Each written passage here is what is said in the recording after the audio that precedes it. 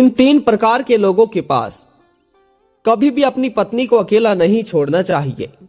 जय श्री कृष्णा मित्रों, आज एक बार पुनः आप सभी का स्वागत है ज्ञानवर्धक कहानी यूट्यूब चैनल में। दोस्तों, इन तीन प्रकार के लोगों के पास कभी भी अपनी पत्नी को अकेला नहीं छोड़ना चाहिए। दोस्तों, आज का हमारा ये ज्ञानवर्धक और प्रेरणादायक कहानी बड़ी ही ज्ञानवर्धक है। मेरा आप सभी दोस्तों से, आप सभी श्रोता बंधुओं से निवेदन है कि आज की इस कहानी के साथ कहानी की समाप्ति तक बने रहे। दोस्तों, आज की इस कहानी में हम जानेंगे कि आखिर पत्नी को किन तीन प्रकार के लोगों के पास अकेला नहीं छोड़ना चाहिए। दोस्तों, ये कहानी प्राचीन समय की है। एक बार एक नगर में एक सुनार का बेटा रहता था। मित्रों, उस सुनार के घर में सुनार का बेटा और सुनार की पुत्र वधू, उसी के साथ उसकी पत्नी रहा करती थी। दोस्तों, परंतु जो सुनार था, सुनार का बेटा, उस सुनार के पिता की मृत्यु हो चुकी थी। दोस्तों, जो सुनार था उसकी मृत्यु बहुत पहले ही हो चुकी थी, यानी उस सुनार के बेटे का कोई पिता नहीं था। उसके साथ घर में केवल उसकी पत्नी और उसकी मां ही थी। दोस्तों, एक समय की बात है जब सुनार की पत्नी एक दिन पुत्र वधू पर झूठा दोष लगा देती है और अपने पुत्र से कहती है कि बेटा, तुम्हारी पत्नी जो ये चरित्रहीन है, ये आधी रात के समय छुपकर किसी गैर मर्द से मिलने के लिए जाती है। बंधु, जब इस बात के लिए सुनार पत्नी अपने पति से कहती है, सुनार की पत्नी अपने पुत्र से कहती है, तो वह पुत्र अपनी मां के मुंह से इस बात को सुनकर के बड़ा ही परेशान हो जाता है। क्योंकि बंधुओं, कहते हैं जो मां होती है वह मां अपने पुत्र से, अपनी संतान से कभी भी किसी भी प्रकार का कोई झूठ नहीं बोलती है। और मां एक ऐसी देवी होती है जो हर बच्चा अपनी मां पर आंख बंद करके विश्वास कर लेते हैं। दोस्तों, इसी प्रकार उस मां ने अपनी पुत्र वधू के बारे में इन गलत शब्दों का प्रयोग किया और अपने बेटे के लिए बताया कि उसके बेटे ने अपनी मां की बातों पर पूर्ण तरीके से विश्वास कर लिया। दोस्तों, जबकि बंधुओं, वह जो बात थी वो बात एक बिल्कुल ही झूठी बात थी। उसके बाद में वह सुनार का पुत्र अपनी पत्नी का बड़ा ही क्रोधित हो जाता है और अपनी पत्नी पे क्रोधित होने के बाद घर जाकर के वह जब इस बात के लिए अपनी पत्नी से पूछता है, तो उसकी पत्नी उस सुनार के बेटे से, यानी कि अपने पत्नी से, अपने पति से मना कर देती है और कहती है, नहीं, तुम और तुम्हारी मां मेरे चरित्र पर दाग लगा रहे हो। तुम दोनों में मेरे चरित्र पर दाग लगा रहे हो। मैंने ऐसा कोई घिनौना कार्य नहीं किया कि जिसकी वजह से आप मेरे मान सम्मान को ठेस पहुंचा सके और मैं आपके मान सम्मान को ठेस पहुंचा सकूं। मेरे पतिव्रता स्त्री होने का मान घटे, ऐसा कोई मैंने कार्य गलत किया ही नहीं है। बंधुओं, उसके बाद में जो सुनार के बेटे की मां थी, वह अपने बेटे से कहती है कि बेटा, अब तुम एक काम करो, तुम अपनी पत्नी के लिए कुछ दिनों के लिए इसके मायके छोड़ कर आओ। क्योंकि तुम अपनी पत्नी के लिए कुछ दिनों के लिए इसके मायके छोड़ कर आओगे तो वहां पर रह के इसे अपनी गलतियों का पश्चाताप होगा बेटा, और उसके बाद में यह अपने आप ही रास्ते पर चलने लगेगी। प्रिय मित्रों, वह बहू, वो बेटा इस प्रकार की बात सुनकर बाजार की तरफ जाता है और बाजार की तरफ जाकर एक सुंदर सी साड़ी खरीद लेता है। दोस्तों, अपनी पत्नी के लिए और अपनी पत्नी की एक पसंद से अच्छी सी साड़ी खरीदकर बेटा लाकर अपनी पत्नी के सामने रख देता है। दोस्तों, अपनी पत्नी के लिए वह कपड़े देकर कहता है कि प्रिय, इन कपड़ों को तुम जल्दी से पहन लो और अब तुम्हारे मायके के लिए जाने वाले हैं। दोस्तों, यानी कि अपनी ससुराल के लिए जाने वाले हैं।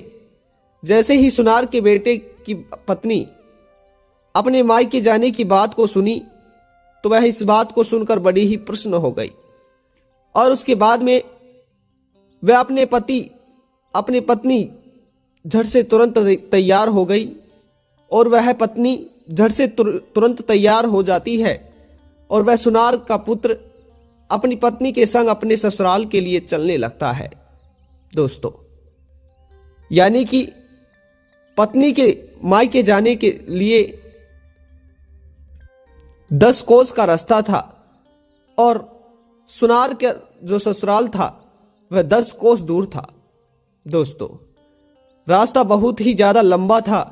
वे दोनों पैदल पैदल ही चल देते हैं और उन्हें चलते चलते शाम हो जाती है। दोस्तों, जब शाम हो जाती है तो वह दोनों एक जंगल में ठहर जाते हैं। उस जंगल में ठहरते ही उस लड़के की पत्नी के लिए बहुत तेजी से प्यास लगती है। दोस्तों, जब प्यास लगती है तो अपने पति से कहती है कि हे पिया जी, मुझे बड़ी ही तेजी से प्यास लग रही है, मुझे आज पानी पीना है, आप मेरे लिए पानी की व्यवस्था करें। दोस्तों, यदि मुझे पानी नहीं मिला तो मैं प्यासी मर जाऊंगी और मेरा दम घुट जाएगा। बंधुओं, वह सुनार का पुत्र अपनी पत्नी के मुंह में इस बात को सुनकर बेटा कहता है, ठीक है प्रिय, मैं कहीं से तुम्हारे लिए जल की व्यवस्था करता हूं और लाता हूं, लेकिन तुम कहीं जाना मत, तुम इसी जगह पर बैठी रहना। दोस्तों, उसके बाद में वह सुनार का बेटा इस बात को कहकर अपनी पत्नी के लिए पानी देखने के लिए वहां से चला जाता है। दोस्तों, और वहां से जाकर पानी की तलाश करने लगता है। उसके बाद में उस सुनार को जो पुत्र वधू थी, यानी कि उसकी जो पत्नी थी, वह एक वृक्ष के पास बैठ जाती है। दोस्तों, और वह सुनार का बेटा पानी की तलाश में जंगल में भटकने लगता है। कई समय बीत जाता है। जब थोड़ा समय बीतने के बाद में जिस वृक्ष के पास में उस सुनार के बेटे की पत्नी बैठी थी, तो मित्रों, उसी वृक्ष में एक काला खुकार सर्प रहता था। वह काला सर्प उस वृक्ष के नीचे उतरकर उस सुनार के बेटे की पत्नी को डस लेता है। दोस्तों, जैसे ही वह काला सर्प उसकी पत्नी के लिए डसता है तो उस अंधेरी रात में उसकी पत्नी झटपट से मृत्यु हो जाती है और मृत्यु को प्राप्त कर लेती है। दोस्तों, और अब से कुछ ही थोड़ी देर बाद सुनार का जब बेटा वहां पर लौट कर आता है पानी की व्यवस्था कर तो वह आकर देखता है कि उसकी पत्नी के मुख से नीले नीले झाग आ रहे हैं, क्योंकि उसकी पत्नी के पैर में एक सर्प ने काट लिया था। दोस्तों, जिसकी वजह से उसकी पत्नी की अचानक मृत्यु हो चुकी थी। तो दर्शकों, अपनी पत्नी की मृत्यु देख के वह सुनार का बेटा बड़ा ही उदास हुआ, बहुत ही रोया। तब वह जोर जोर से चिल्ला करके रोने लगा। पूरे जंगल में उसकी इस ध्वनि को कोई नहीं सुन रहा था, परंतु वहां कुछ ही दूरी पर उसी जंगल में एक कुटिया बनी हुई थी। दोस्तों, जिस कुटिया में एक संत महात्मा रहते थे। वह संत जब सुनार के बेटे की रोने की चिल्लाने की आवाज को सुनता है तो वह संत महात्मा उनके पास ही पहुंच जाते हैं। जब महात्मा वहां पर जाकर देखते हैं कि उसकी पत्नी जीवन के त्याग करके वहां पर मरी पड़ी है और पत्नी की लहर पर वह सुनार का बेटा जोर जोर से रो रहा है, कड़क कड़क के रो रहा है। तो दर्शकों, जैसे ही संत महात्मा वहां पर पहुंचे तो सुनार के बेटे की आवाज को सुनकर तो वह सुनार का बेटा संत महात्मा को देखकर उनके चरणों में गिर जाता है और कहता है, हे भगवान, और अपने पत्नी के जीवन दान के लिए, अपनी पत्नी के जीवन के लिए उन संत महात्मा से भीख मांगने लगता है। बंधुओं, वह संत महाराज जी उस सुनार के बेटे से कहते हैं कि हे पुत्र, यदि तुम अपनी पत्नी से प्रेम करते हो तो मैं उसे पुनः जीवन दान दे सकता हूं, परंतु इसके लिए तुम्हें अपनी इस मरी हुई पत्नी के लिए अपनी आधी उम्र, अपनी आधी आयु देनी पड़ेगी। श्रोता बंधुओं, यदि तुम अपनी पत्नी की जीवन के लिए अपनी आधी उम्र दे सकते हो तो मैं तुम्हारी पत्नी को पहले की तरह पुनः जीवित कर सकता हूं और तुम्हारी आयु से आधी आयु घटा सकता हूं। प्रिय श्रोता बंधुओं, उसके बाद में वह सुनार का बेटा उस संत की बात को मान लेता है और संत से कहने लगता है कि अपनी आधी आयु वह अपनी पत्नी को दे दे और वह अपनी पत्नी को वापस से पुनः जीवन दान दे सके। तो श्रोता बंधुओं, संत के कहने पर संत एक मंत्र का जप करते हैं और जैसे ही वह सुनार का बेटा अपनी पत्नी के लिए अपनी आधी उम्र देता है तो उसकी पत्नी पुनः जीवित हो जाती है। परंतु मित्रों, उसकी पत्नी के लिए वह सुनार अपनी पत्नी को यह बात नहीं बताता है कि वे अपनी पत्नी पहले ही मर चुकी थी और उसने अपनी आधी आयु देकर अपनी पत्नी को पुनः जीवित किया है, उसे जीवन दान दिया है। और बंधुओं, इस बात की जानकारी वह सुनार का बेटा अपनी पत्नी को नहीं देता है। फिर वह दोनों हंसी खुशी के साथ वहां से आगे बढ़ने लगते हैं। दोस्तों, जब आगे चलते चलते उन्हें सुबह हो जाती है और सुबह होते ही जब उन्हें जोर से भूख लगने लगती है, उन्हें उस जंगल में दूर दूर तक कुछ दिखाई नहीं देता है, परंतु वहां पर एक साहूकार का घर था। जब यह दोनों पति पत्नी भूख से तिलमिला रहे थे, बिल्कुल व्याकुल हो रहे थे, तो दोस्तों उस साहूकार के घर के दरवाजे के बाहर चले जाते हैं। उसके दरवाजे पर जाकर उस साहूकार के दरवाजे के लिए बजाते हैं तो वहां पर साहूकार आकर अपने दरवाजे के लिए खोलने लगता है। वह दोनों पति पत्नी उस साहूकार से कहते हैं कि हे महाशय, हम बड़ी ही दूर से आए हैं और हम दोनों भूख की वजह से बड़े ही व्याकुल हैं। आप हमें अपने घर में शरण दे सकते हैं? तो दर्शकों, उस साहूकार ने उन दोनों पति पत्नी को देख करके अपने घर में जगह दे दी और उसके बाद वह साहूकार का बेटा साहूकार से कहता है कि हे भाई, वह सुनार का बेटा साहूकार से कहता है कि हे भाई, मेरी पत्नी को बहुत भूख लग रही है।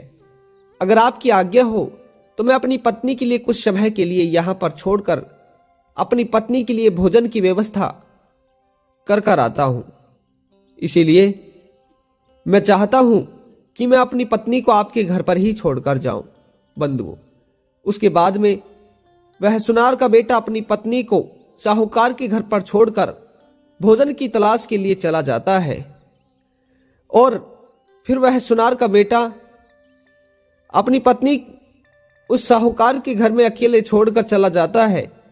तब सुनार के बेटे की जो पत्नी थी, वह साहूकार की सुंदरता को देखकर बड़ी ही मनमोहित हो जाती है और उस साहूकार से कहती है, अरे, मैं तुम्हारी सुंदरता को देखकर बिल्कुल तुम पर मर मिटी चुकी हूं और अब मैं तुमसे बहुत ज्यादा प्रेम करने लगी हूं, मैं चाहने लगी हूं और अब मैं तुम्हारे ही साथ जीवन भर रहना चाहती हूं। उसके बाद एक दूसरे से विचार आपस में मिल जाते हैं और वह दोनों उसी समय पर वहां से कहीं दूर शहर के लिए चले जाते हैं। बंधु, इधर सुनार का बेटा अपनी पत्नी के लिए भोजन की तलाश करके साहूकार के घर लौट कर आता है तो वह देखता है कि उसकी पत्नी वहां पर नहीं है और न ही वह साहूकार है।